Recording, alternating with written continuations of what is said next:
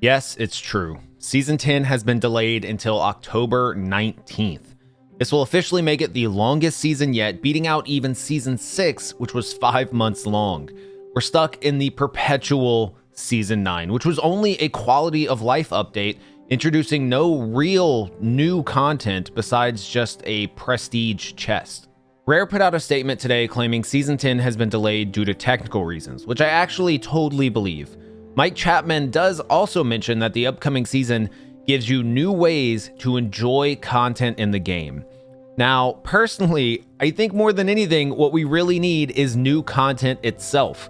And now we've thrown the whole roadmap out and potentially lost a large portion of the player base who's just tired of waiting, all for new ways to do the exact same stuff we've been doing for years, if what Mike alluded to is true at least.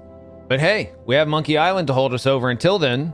Well, I was in the middle of making a video on that exact topic and had to throw it all out when this news dropped. I'm going to hold my entire thoughts on those tall tales for another video, but I thought the first one was super charming. If you missed my playthrough, that means you haven't followed me at twitch.tv/blurbs, where I stream every weekday and most weekends. I'll wait, go ahead.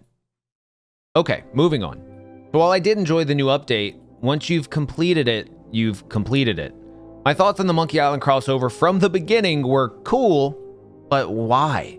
It's clear developers at Rare are very fond of the original games, but as I said in another video, I'm 31, and I only know about Monkey Island from following older games press.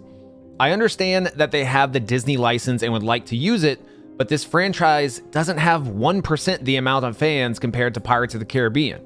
It's like throwing a party and giving the most well-made, charming invitation you can muster to only one person at your school. I get you really like that invitation, but was it really a good idea? Now, I'm making an assumption here, and I may be wrong, but I'd be hard-pressed to believe that an undertaking such as Monkey Island, with the quality expected from Disney, didn't pull at least some level of development from the core game. Now we're faced with the reality that these niche missions, and according to Mike, new ways to do the same stuff coming up, have severely affected the state of Sea of Thieves. Rare will, however, be running live events to try and keep players engaged during the downtime.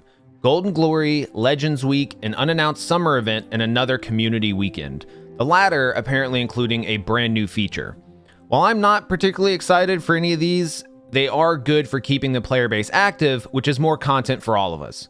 I'm personally going to be taking the brand new feature with a grain of salt, because I believe any new feature of significance would 100% be held to spice up the patch notes for Season 10. I mean, honestly, adding more gems to mermaid statues was pretty much a headline feature of Season 9's update video. I'm guessing that was held for the same reason, so we're just gonna have to wait and see.